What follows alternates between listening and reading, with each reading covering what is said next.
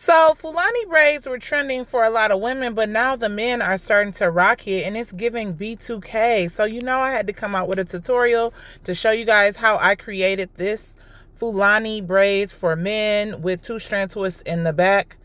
Now I'm starting off with parting the top part in half from the back. So that is what I am doing right here. I'm just sectioning off the part between the twist and the cornrow section, which is at the top section. So I'm just going from ear to ear straight across. And let's get into this hairstyle. When I tell you B2K Omarion vibes, I was all for it. Here's the inspiration. This is the Pinterest pic that my son found. And yeah, can y'all believe he did not want this hairstyle? He was so against it. And then he finally was like, okay, you could do this hairstyle. But I had seen an Indiana player rocking this, and I was like, I have to do it. By me watching basketball with my husband all the time, I just literally just look at the male hair and I'm just like, what can I try next? What can I do next that isn't being trendy as of yet? Like, I feel like it's trending, but it needs to trend more. So here I am, I'm still sectioning it off. I'm a bit of a perfectionist, so you will see me part quite a bit, and I'm just sectioning off the top part versus the back part, and I'm just gonna tie it down with a scrunchie at the top, and then we'll get to that part later. We're gonna start with the back. I'm using the pure neat braid. I'm only doing it for the parts and for any flyaways that's at the root. I'm not going down the shaft of his hair or the section. I'm not doing that because that's how your twists don't look as juicy, and it starts to look really skinny and bony, and I don't want any bony twists. So that's what you see me doing here with my rat tail comb. Everything that I'm using will be in the description box below. If you haven't already, please hit that subscribe button if you like my content. I'm trying to get you guys some new hairstyles to do throughout the summer, just great protective styles in general. Right here I'm showing you guys how I use my parting to do the bricklayer. I am using his spine to guide me, and then I'm just pretty much saying like, oh, that's the middle part. Just go over a little bit and using a part that's not really laying on his spine. I hope that makes sense. And that's pretty much how I did this. I'm not doing a part down the middle. He's going to have a twist right in the middle. So to make sure that it's even on both sides, I just pretty much used his spine to guide me. Sometimes trying to do between the eyeballs and using the widow's peak to guide you is a bit much when trying to do the back section. So that's why the spine is also a great way to find your client's middle part, at least for me. But here I am just braiding it in the base. And like I said, I'm just using a little bit of this braiding gel. I do want to say that his hair is blown out. So you want to make sure that your client's hair is blown out. And I am just braiding. I'm not going to show you guys this too many times. I'll probably show like another row, only because I've done this hairstyle or a hairstyle like this that's very similar. I just want to show you guys how I do the bricklayer. But as far as this technique of braiding the base and twisting the ends, I've done this before on a previous hairstyle with natural Fulani that is also on my channel. If you want to see that, check it out. It is on a young lady, not on a male. But here I am just making sure that the parts are clean, and I'm using my rat tail comb for nice clean parts. You want to make sure you also are using a good amount of that pure old neat braid on the parts. Again, you don't want to use too much because I want these twists to be fluffy, not boneless and with no volume. I want the twist to have volume. Now, since the first row is not parted down the middle and 4 braids is 3, this row will have a middle part, and you're going to see me split that right here. And that is how you do the bricklayer. It's basically each row is different. So like the first row, no middle part. Then the second row that I'm on now, a middle part. Then the third row will be no middle part. Then the fourth row will be a middle part. And that is pretty much how you do a brick layer.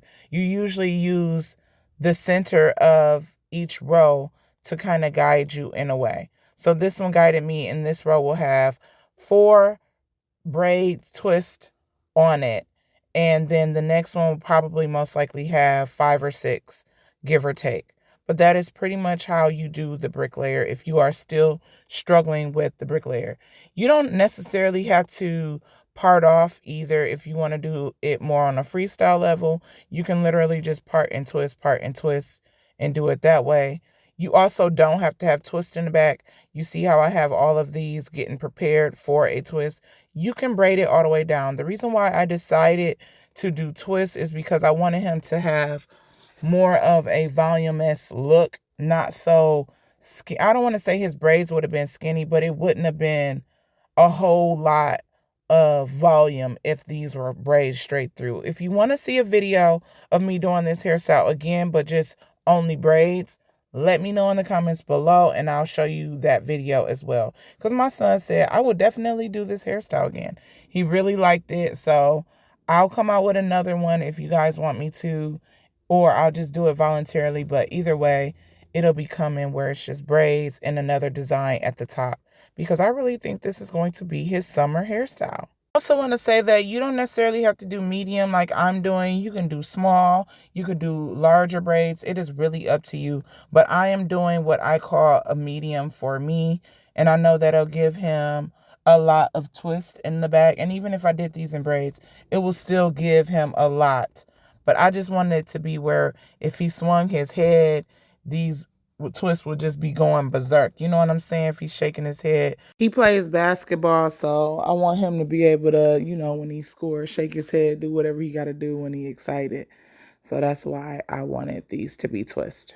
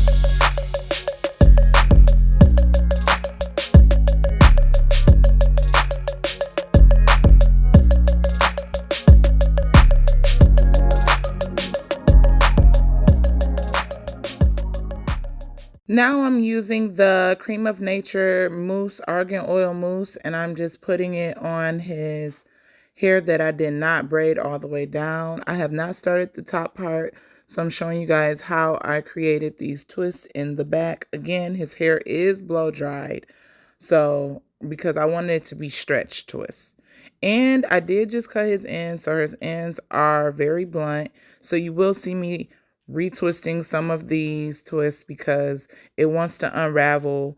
And I'm really trying not to use a rubber band at the end of his hair, but if need be, I will add. But I do want to say that I did not add any, and so far so good. It's been at least 4 days from the time that you guys are watching this hairstyling tutorial, and it's been fine. Not as dried and everything like that, but I had to really make sure I was twisting. And you want to make sure that you get your ends clipped regularly because you want to make sure your foundation of your hair in itself is always up to standard. What's the point of a protective style if you're not going to make sure your ends are trimmed, you are oiling your scalp, you are cleansing your scalp regularly? So I want to say in between like 3 month time period, get those ends trimmed and then go into a protective style.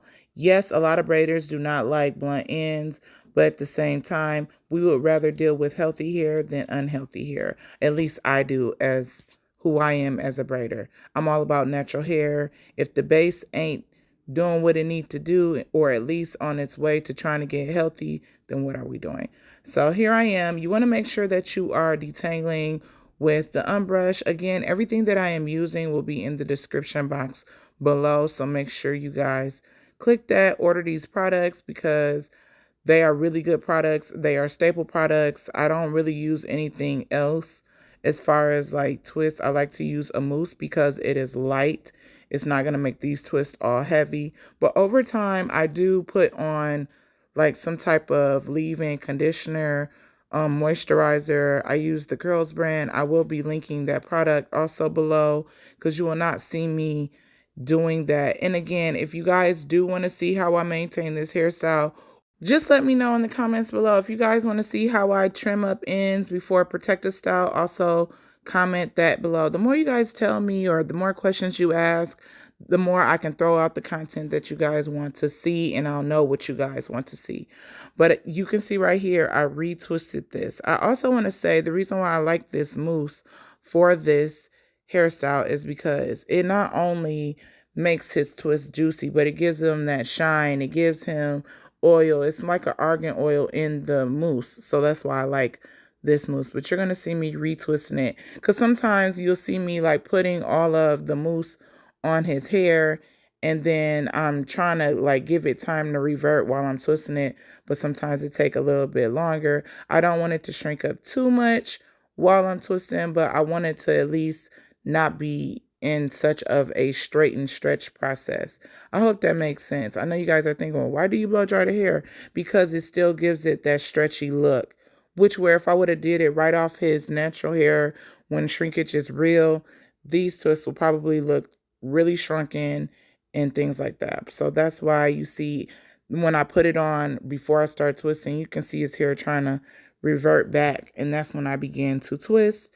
But that's pretty much how I do these twists. Also, if there's any products that are out there that you think I would like, also let me know in the comments below. I'm also down to try new products, but like I said, I pretty much use my staple products because if it's not broken, it ain't no reason for me to fix it, and that's pretty much how I look at it. But if it's a really nice natural product for natural hair, I will definitely get it and let you guys know what I think of it. Now you see the whole thing is done. Now I'm just doing the cornrow section. I want to say you want to make sure you pre-part, especially if your client gives you like an inspiration photo and you want to make sure that the braids are matching if they want it identical. In his case, he wanted identical. And the funny thing about it is I was like, your head is not that wide at the top. So what I did was I made the parts smaller than the inspo pic, and that is how I was able to achieve the identical look of the inspiration that he gave to me. But I did pre-part off, like off camera. Let me know if you guys want to see me pre-parting live in action so you guys can see the behind the scenes.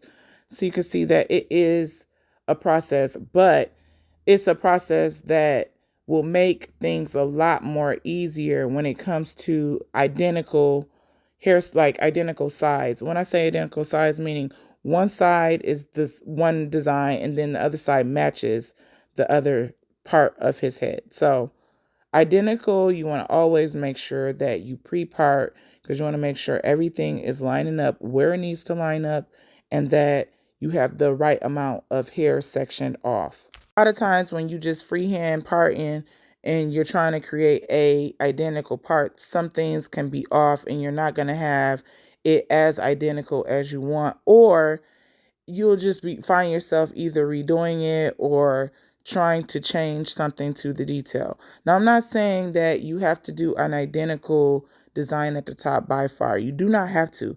You can really do a freestyle at this entire top, and you don't have to pre-part if you don't want to. It's really up to you. But since he wanted a certain design, I made sure that I pre-parted off camera.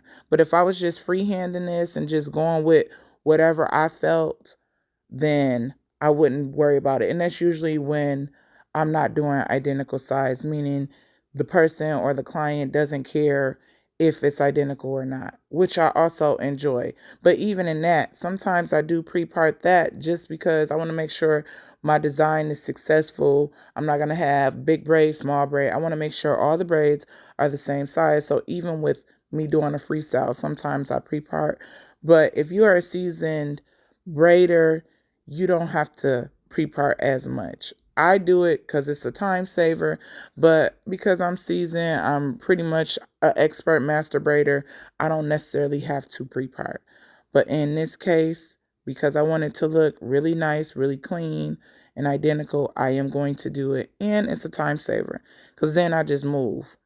I don't put product on it as well. I do want to say when I pre-part, I do not use any product for the most part because I know that sometimes I'll have to change some things depending on what it is until I get it to my liking.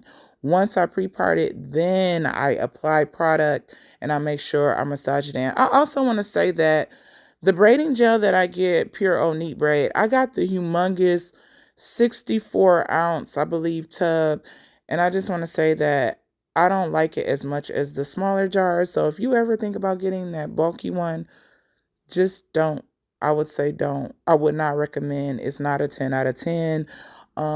If you don't make sure you really, really, really rub in the product, it will leave a white residue, and I just do not mess with that. So I find it to be a problem when it comes to the jars being, I don't know if it's because it's more of a bulk jug, but all I know is I have to rub it in a whole lot. So you guys will see me rubbing in his hair a whole lot because I do not want white residue. I don't want to say the formula is different, but because it is a bigger tub, it sits longer, etc., etc. I'm not saying it sit a whole lot because I do have a lot of clients, but it sits longer than a smaller tub of Pure O Neat Braid. It's still the GOAT of a neat braid. It's still the GOAT. So I will be pinning in the smaller jars. I would rather get multiple jars, like 2 jars at a time, than getting that big 64 ounce. I will never get that again. But you see right here, I'm doing a crisscross design. The first 2 braids were just straight back, and I'm not braiding these all the way through. I'm doing them the same way I did the back. I'm basically, once I get off the scalp, I then leave it free, and then I'm going to go back in and use that mousse that you guys see me use on the back. I'm going to use it. These braids once I get off the scalp. So you're going to see me not complete these completely. I'm just going to braid it until I get off the scalp just a little bit, I want to say 2 or 3 times, and then I'm going to release it, and I'll come back to that. The reason why you don't see me also going from the braiding gel to the mousse is because I want the product to be off my hands. So once I get done doing all the braiding, I then wash my hands and get all that braiding gel products off my fingers. And then I go in with the mousse because I do not want, again, bony, really skinny twists. If you put that braiding gel throughout the whole shaft of the person's head, just get ready for some stick figures. I'm just saying. So that's what you see me doing. And yeah, if you're finding value in watching this content, please subscribe so you guys, and hit that notification bell so you guys know when I'm posting. You can see all the new tutorials. I'm going to try to get y'all some fire ones for this summer. But once I am done doing this section, now you see me doing the twist, and I'm about to twist all this up, and then I'm going to move on and do the other side. So I'm just braid, split apart, use my unbrush, detangle, and then I twist. And that is pretty much how you do really juicy twist. You want to make sure you detangle again because you don't want no knotted up twist, because when you take them down, it's not going to be cute. or pretty at all. I also want to say that over time, like I want to say the last week or the last couple of days before your client takes this hairstyle out, undo these twists. Do a twist out. When I tell you the twist out will be fire, it's going to be fire. I'll show you guys how his twist out turned out when we get to the last stretch of the week of him wearing this hairstyle. Hopefully I don't forget, but I would definitely try. But the twist out is going to be everything. It's going to be even more voluminous in the back. He's going to love it because he's going to shake it. But yeah, but that's pretty much all that I do with this hairstyle. And yeah, I just really love this hairstyle. It's really giving B2K vibes. It's giving Omarion vibes. It's giving the early 2000 vibes, you know? And I'm just really loving this, especially with the taper look. Okay? So yeah, if you're a guy out there and you need a new hairstyle and you don't want it in your face, this is the hairstyle for you. It is easy, low maintenance. All you have to do is wear a shower cap. And here I am with the finishing touches. I'm just adding some olive oil. But just wear a shower cap when you're showering and bathing. And then a do-rag at night. Get up in the morning, shake it and go.